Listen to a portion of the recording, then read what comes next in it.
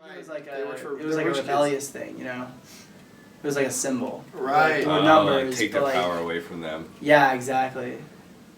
Like I had a friend who wasn't allowed. Kind of like how the Nazis took like the swastika was originally like. I was just about to say, and like balance. What if we all twisted became it a little bit?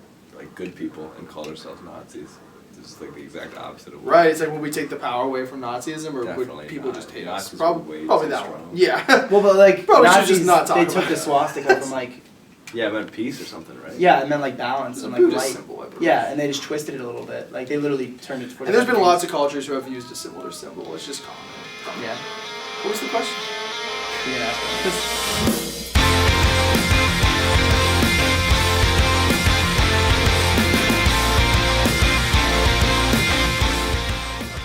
Is everything okay, Peter? Are we not supposed to have people in the studio like that? Yeah, but he's taking photos. Alright, so it's actually kind of a funny story. Once upon a time I was a high school student. I went to high school, as high school students do.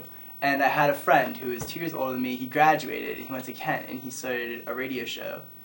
And I had another friend who started a radio show here too, and both of them said they had a lot of fun. It was super great. And then that one friend who started a radio show was on another friend's radio show to promote his solo music project. And he went in and he played some of his songs on air, as people do in the studio. They'll like perform songs. So he asked me to play bongos for him. So I did, and not knowing anything, he said, just come here, show up, play bongos. So I did, and I was sitting there, I was playing bongos. And then he asked me to talk about some of the stuff I did in music. So I started doing that. I started talking about some of my projects. And all of a sudden, this random girl bursts in the room, and she's like, who are you? And she points at me, and I like look to my friend to like answer for me, and he's just like, and so she's like, you need to leave, get out. And I like, nobody gave me an explanation, so I left. And since that day, I've sworn revenge on Black Squirrel Radio. And my goal is to slowly take down the system from the inside. So that's why I'm here, And Peter, this was your idea, correct? This radio show was my idea, yes. Yeah, you brought us together. I did. I started the show, brought us all here. In all seriousness, it just seems like a really fun idea. And it turns out I learned that he actually should have signed me in. There are rules to this thing, so he violated the rules. But I've had a lot of fun. I just really love music, and I figured it'd be fun to do music for 2 hours and tell people about how I love music and make them listen to me.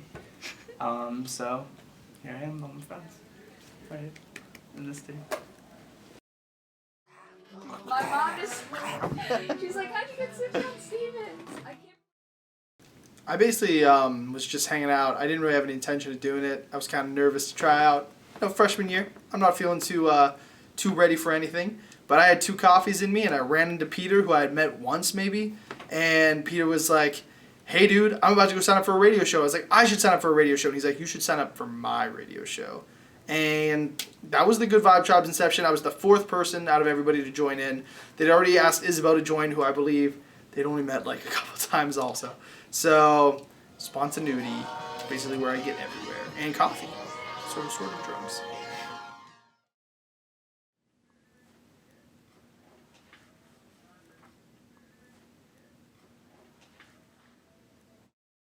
I had a radio show in high school, all the way back in Delaware, and Many years ago. I made the great journey to Kent State for no apparent reason, and I knew I wanted to be involved as a freshman because I know that making friends is easier said than done.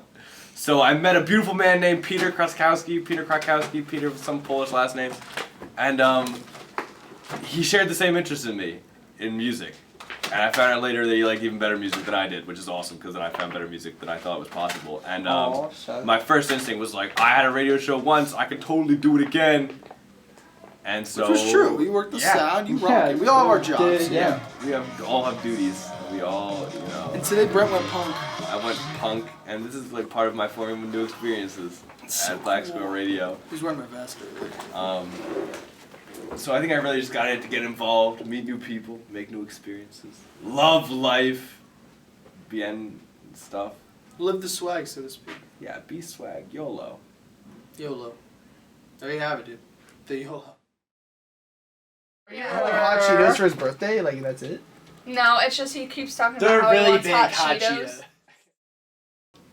I got involved with the show because I'm very passionate about music and I wanted to share that with other people and listen to good tunes.